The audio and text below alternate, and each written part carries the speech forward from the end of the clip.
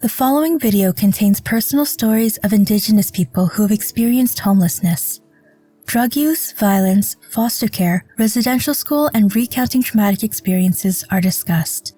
Residential school survivors, their families, and Indigenous people dealing with intergenerational trauma can access mental health and crisis supports through the Indian Residential School Survivors Society at 1-800-721-0066. Others affected by this content can call 310 Mental Health at 310-6789.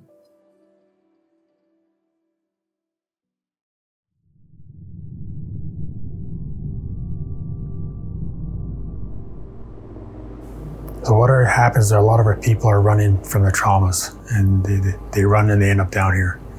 And unfortunately, this may be the last place they'll ever see with the opioid crisis that's going on and the lifestyle that they lead. They've adapted. So and I've heard this many times, I've been asked from many bands, can you check up on this person? Can you check up on this person? They sent a picture, and I'd luckily find them. And I'd say, yeah, your chief asked me to look into you, see if you're okay. And on 2-3 occasions, that person would, in the alley, in that doorway, soaking wet, cold, hungry, they'd start crying. And when they finish crying, they go, I can't believe my nation cares about me. I can't believe my family cares about me. You know, and that's so powerful. That's powerful. So there's no better feeling than our people that are down here to know that their nation has sent somebody to come look for them, to come watch out for them. And I've heard it many times from our people that I remember saying, James, I'm not ready. But just to know that you're here, that when I am ready, that gives me a sense of comfort.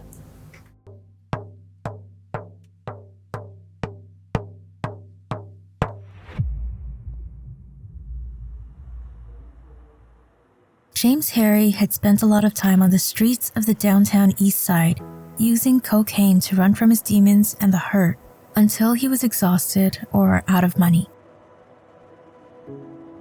By this time I had 3 kids, and they're all waiting for me. My wife and my 3 kids are waiting for me, but I was down here being selfish, running from my demons, running from all that hurt. The way I was doing it was trying to numb that pain. 8 years ago, he stopped running. James turned and faced the trauma and hurt. That next morning, when I woke up, I looked at my wife and we're sleeping on the floor. And I looked at my wife and I said, that's it. If we're going to save this marriage or we're going to keep our kids in our life, this is it. We got to quit. We relied on our elders. We relied on our land, and went to AA meetings every night. And we were challenged 90 meetings, 90 days. And we went, we took another step and we went there every day for the whole year. James's lived experience has shaped his unique approach to Indigenous outreach. We have a lot of beautiful people doing outreach work there, but I think ours is unique, where it's a nation-to-nation member, or it's a familiar face, and that you gain that trust, establish that trust, and let them know that you're not just a flash in the pan, but you're there.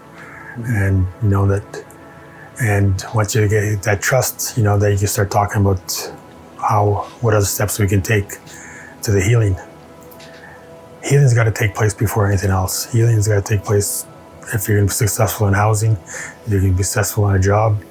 That healing's got to take place.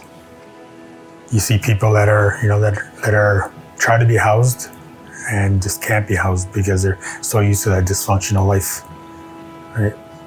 And before you know it, they're back out there, right? And doing the same thing, and they're still angry, they're still hurt, they're still resentful, right? So that healing's got to take place before we move forward. You can't move forward, whether it's your nation, individually, family, unless we start the healing, right? And maybe that community means, maybe they're far away and they grew up in a community, but it could be somebody that they're familiar face with. A familiar face is good medicine. Knowing that your people care about you will bring healing and restore a sense of belonging for Indigenous people living rough. It will take a village to weave back together all my relations. Supporting collaborative Indigenous-led approaches and organizations is essential to building trust, hope, healing, and empowerment.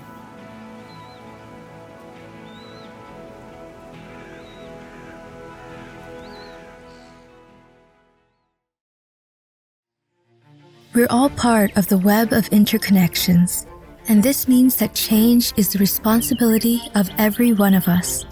Learn more and get involved today.